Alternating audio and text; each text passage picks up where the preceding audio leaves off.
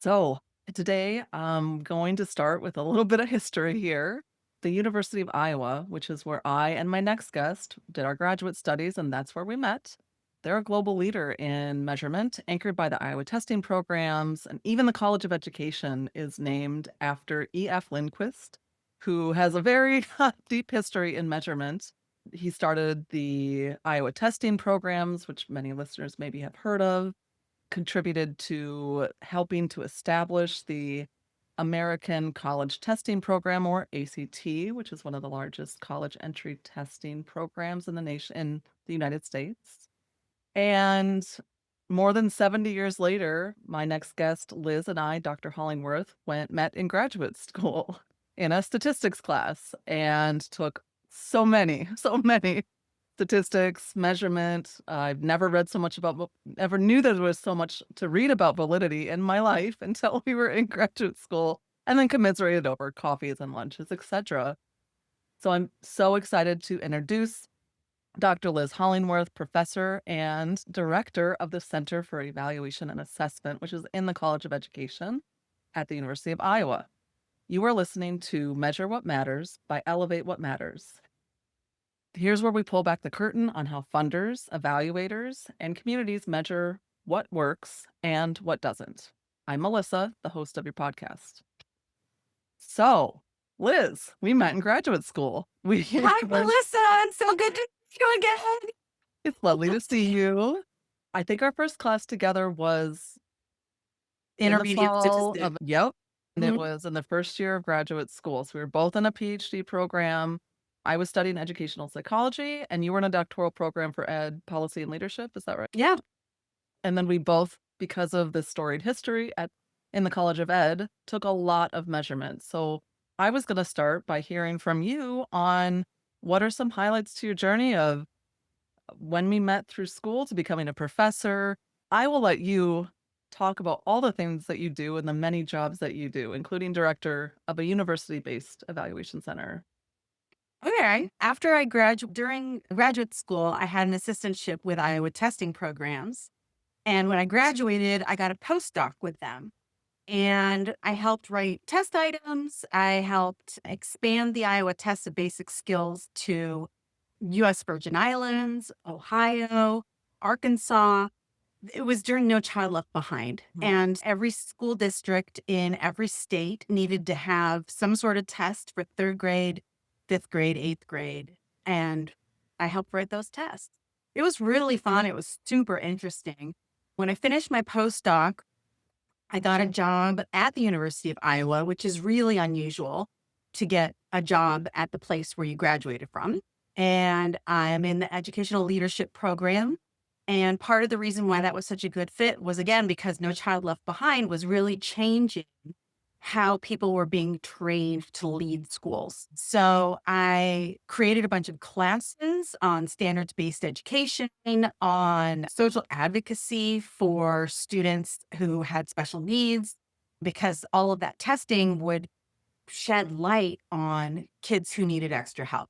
So I worked to train people who were going to be principals and superintendents how to do measurement. And And I have to interject to say, just because listeners might not know this about you, you were a teacher before you went to graduate school for your PhD. I And so I was. I think, taught I yeah. taught in I taught 3rd grade in Chicago Public Schools, and then I taught 6th and 8th grade, not at the same time. First, I taught 6th grade in Michigan, and then I got moved to 8th grade, so I had the same kids. It was really fun. So I had the same kids in 6th grade, and then 2 years later, I joined up with them again in 8th grade. So I taught there for 5 years, and yeah, that was my K-12 teaching background. I was also the administrator for gifted and talented education in that district. And sorry to interrupt, I had wanted to mention that because you're talking about these things that you were doing in your jobs after graduate school, and it's the accumulation of the experience and training that you had had at that point that put you at that intersection at such an interesting time that we were both in a program like the ones we were at the University of Iowa during No Child Left Behind. And we're going to get into policies and how that affects the work that we do at federal, state, or local levels. You can continue. It was such a weird It was time. such, Yeah. yep. Then Yeah, and then I started doing program evaluation work with Don Yarbrough, who helped write the program evaluation standards and was directing the Center for Evaluation and Assessment. And he came to me and he said, well, I think it was the other way around. I came to him and I said, I'm being asked to do some program evaluation work. How can we collaborate on this? And he said, well, if you run it through my center, then you can make use of the graduate students. All right, that works out great. And so I was doing stuff for the Iowa Department of Education on formative assessment and helping them figure out how to do formative assessment in the schools that was aligned to the state standards. Totally great project. I had 3 graduate students I was able to fund on it. We worked through the Center for Evaluation and Assessment. And when Don Yarbrough was ready to retire, I became the new director. And I have been the director, I think, 11 years. I've been the director for the Center for Evaluation and Assessment. Time flies. And I know. And our center we provide high quality program evaluation for clients. We train the next generation of graduate students and we advance evaluation theory and practice. So we do that by attending the American Evaluation Association annual meeting. This next coming one, I've got a bunch of graduate students who are international who put together a panel, and I'm going to be the moderator of the panel. And they're going to talk about their experiences as international students doing program evaluation in the United States. Fascinating. Oh, it's so interesting because for a lot of I'll them, attend that. yeah. So I have a Korean student, a Nigerian student, and a student from Ghana. And the 3 of them have just brought this wealth of evaluation experience to the center. But for them, like learning this whole new context in the United States has been like diving into the deep end. So really fun. I bet. And there's one thing that I have to share with you since you have been director of the CEA now for 11 years. As I had grown up as a graduate student there, that's really where I learned the core from Don Yarbrough and from that mentored, I call it a cognitive apprenticeship because I'm an educational psychologist, right? So I started not ever having done a qualitative interview, and I learned from more advanced graduate students and staff how to do that. And then Mhm. I built up my skills until I was able to be kind of a baby evaluator on a project with Don, who gave me more and more as I proved I could do it, and he mentored me and we reflected. It's how I have taught and mentored every single person that I've taught and mentored since I left the University of Iowa. So I do think it's very Same, special, right? same. Absolutely. So, and then what happens is when I get great graduate students, I steal them and I make new staff. Yes. Yeah. Absolutely. So all of my current staff members have been graduate students in the CEA and they wanted to stay. Kudos. Win-win. Win-win It's a for huge everyone. win-win. Yeah. Yeah. I wondered if you could talk more about, because the CEA does work across states and you can pick a project or you can talk more broadly, the intersection of policy, especially because you are a policy person, and how that impacts the work that you do, the evaluations. So whether you're Mm. doing it in two different states with different policy environments or two different states with a federal requirement, but it's implemented differently. What does that look like in your experience and how do you navigate that? We had some programs canceled.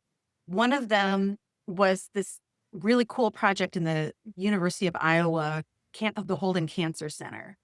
And they were working with people who had graduated from a college that didn't have a medical school. And they were training them and helping them figure out they would work in a lab and spend the summer learning how to do medical research.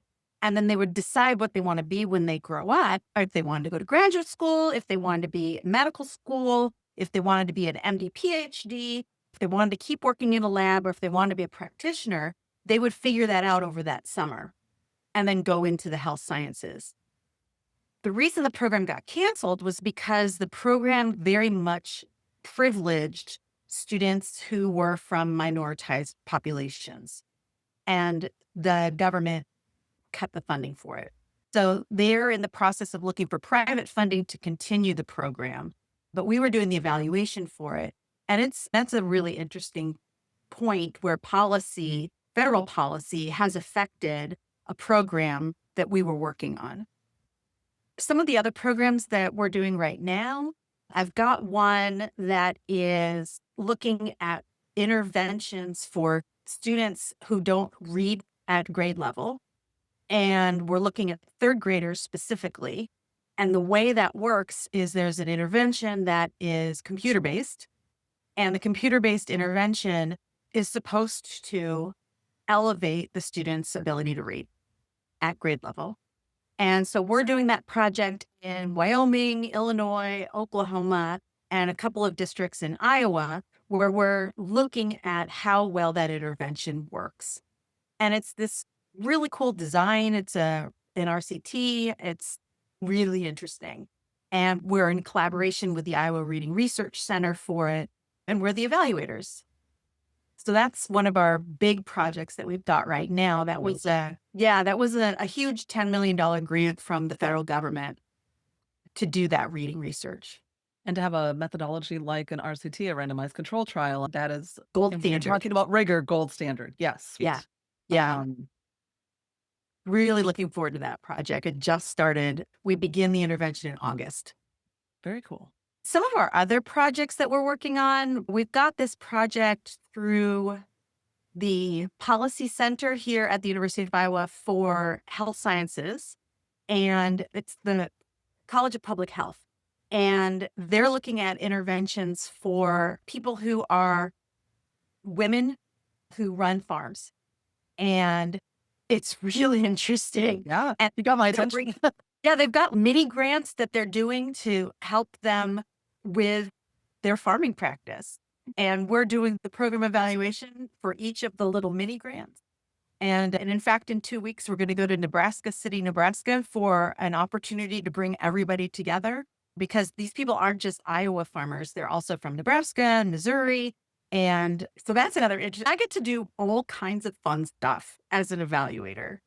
We've had projects through the College of Engineering, through the College of Pharmacy. It's a really fun job. It sounds really fun. And I love the different content areas, the different geographies, the different, name it. So, how, especially thinking about different methodologies you might use from qualitative to a randomized control trial, mixed method studies, um, do you have any powerful examples of who typically decides what gets measured? Sometimes we're told by funders and you do it. And other times, like maybe with the medical school project, what I found with some projects that were canceled, including SNAP Ed, which was canceled federally or defunded, there were cost benefit numbers, qualitative data, quantitative data, and yet it was canceled, Yeah. not funded. So it just brings up the question of, yeah, like who decides what gets measured and then what's done with that and how decisions are made?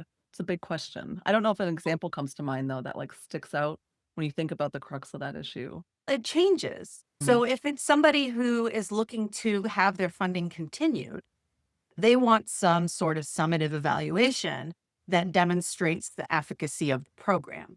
And so that's a completely different strategy than a program that's just starting, where they're looking for formative feedback to continue to improve the program over time. So some of that is negotiation with the client.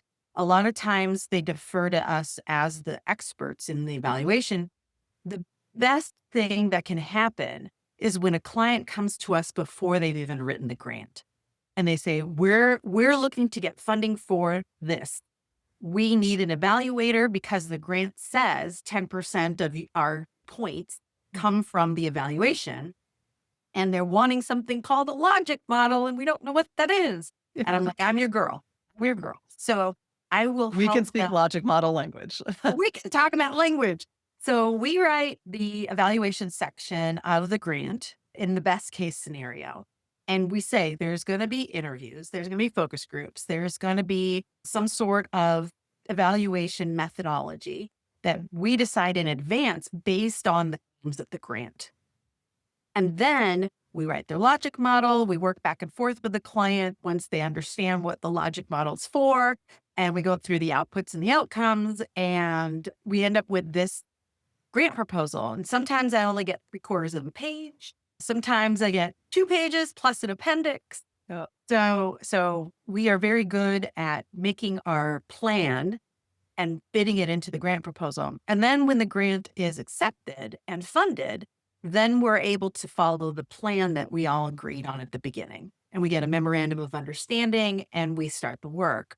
The worst case scenario is when somebody gets a grant, they realize after the fact that they're going to need some kind of formative evaluation every year to see how their program is going. And then they contact us. And I have to work with whatever they wrote in the grant proposal and try to fix it. Because oftentimes people say, I've had a client say before, well, I'm a social scientist, so I knew what to write. And I'm like, social science has the same methods as evaluation, but there's a huge difference. Yeah. The purpose for why we're doing this is not the same. So I've had to do As in, it's not knowledge generation necessarily. It can be, but it's not. in service to a program, a policy, whatever a curriculum, whatever you're evaluating. Precisely. And I teach a program evaluation class. And what I try to hammer home to the students is that the client is the boss. And so the client tells us what matters, and the client tells us what they want evaluated. What we do is we tell them how we're going to go about doing it. So that's part of the providing high quality program evaluation services to clients.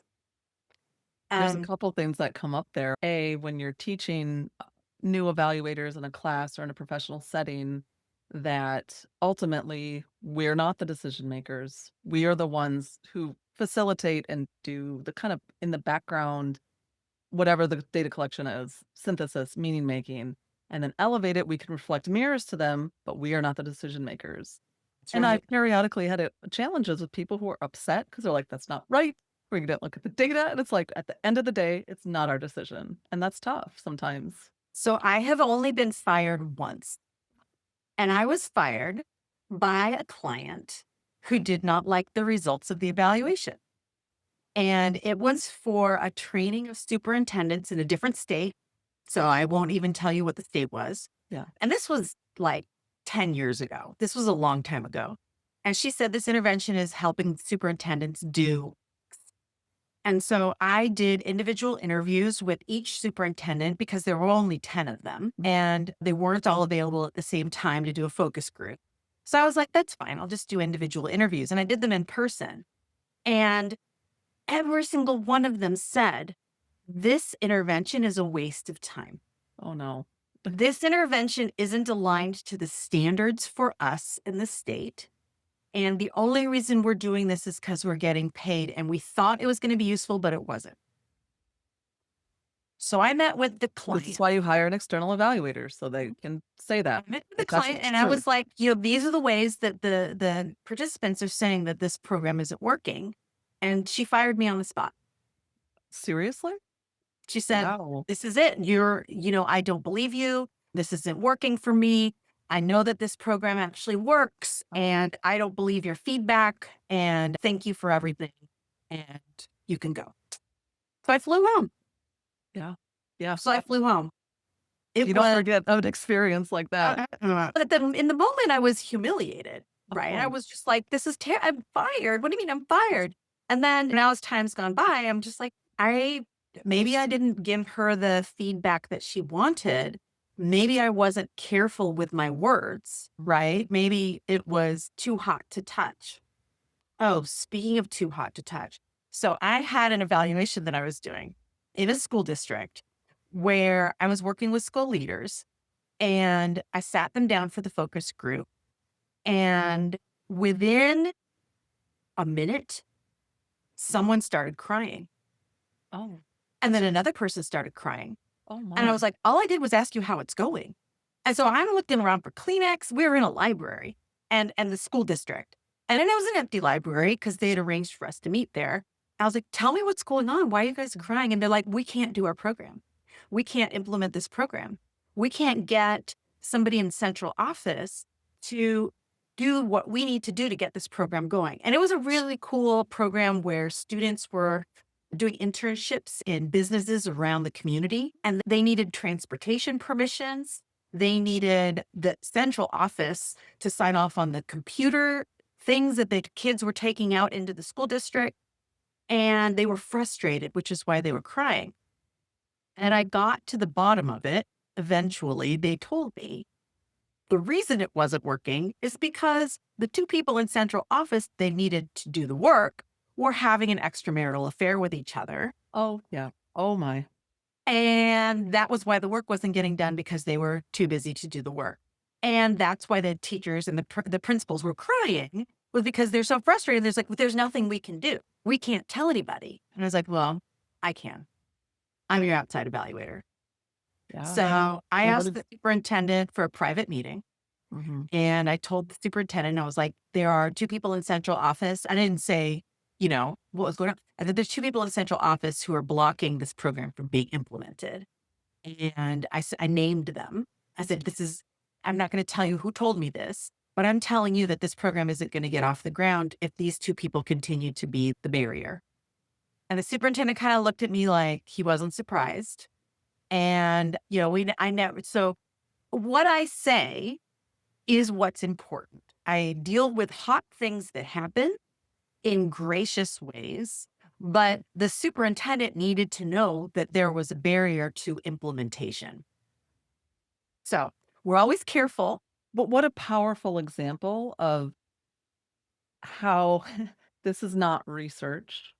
We use research methodologies, but also all sorts of, I don't know, human resources, counseling, facilitation, sensitivity training, All of it. judgment, lots of judgment on so many on every level of I felt yeah. like being their therapist. They were crying and telling me what was going wrong and they Yeah. were frustrated. And I'm just like, why are you crying? It's as Stop much a crying. human experience as it is data, and it's putting those in action, which makes the work that we do, I think, really cool and Yeah. hard. And Well, and I love how passionate people are about their programs. That's the other really fun thing. yeah.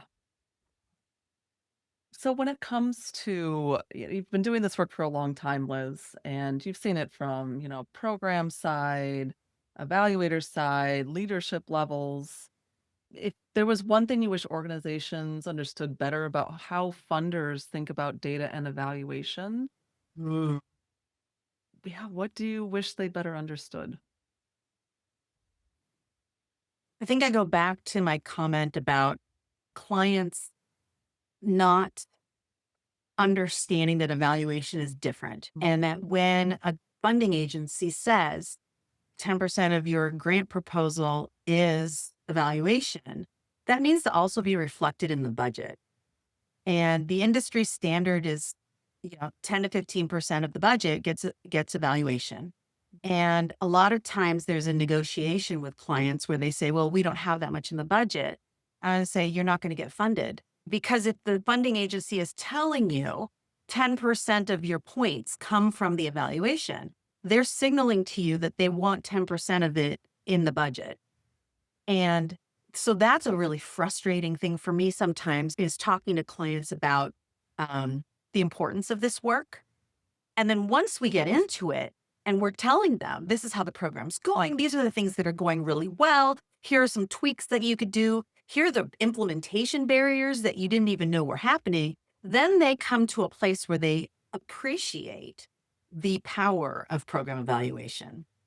So it's a process.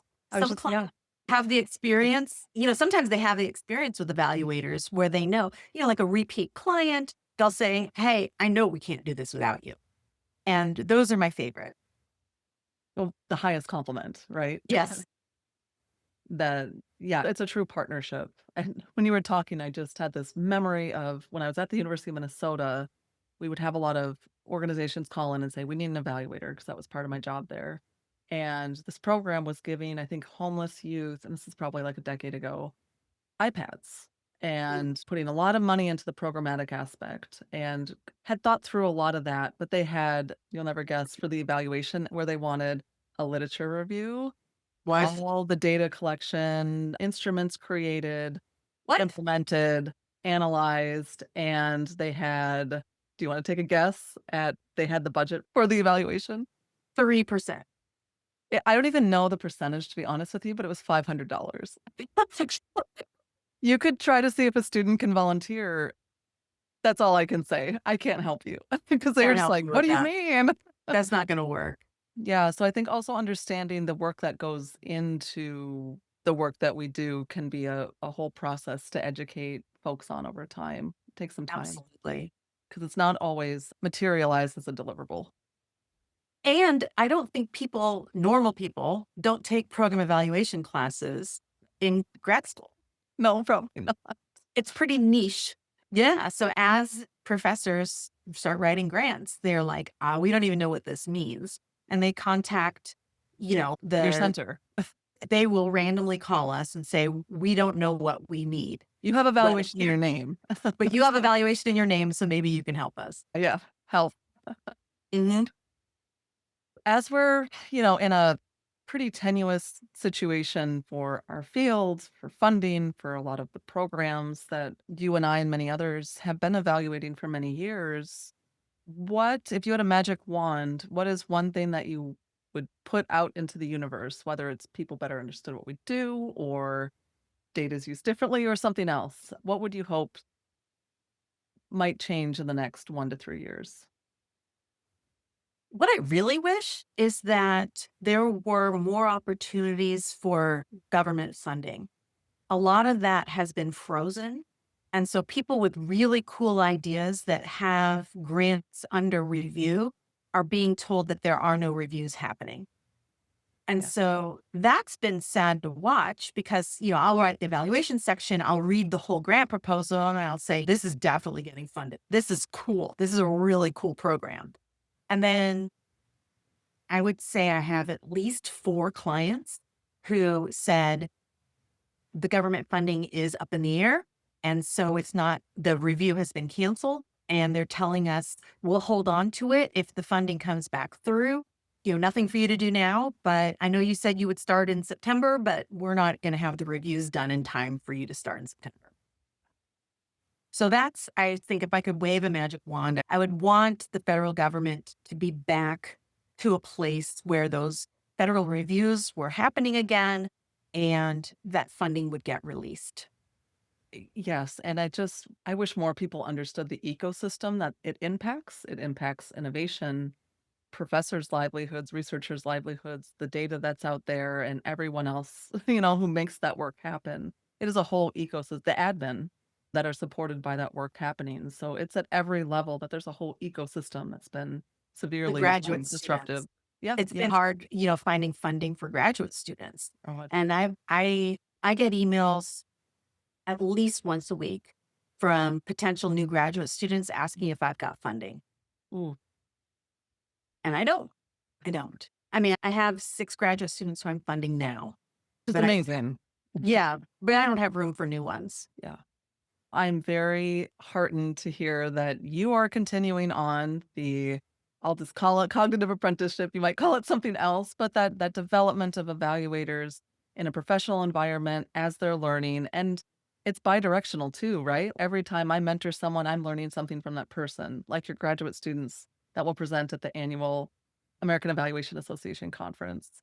And Liz, I'd love to have you back in the future. I know that there's a variety of topics that we could dive into and talk about, but thank you today for your time and It for was so sharing good your to see you wisdom. again, Melissa. Likewise. Take care. Thank you. Thank you. So I would love to hear for our listeners what stood out to you. Please subscribe, get in touch with us, let us know what you want to hear. And thank you for joining this episode of Measure What Matters. Take care.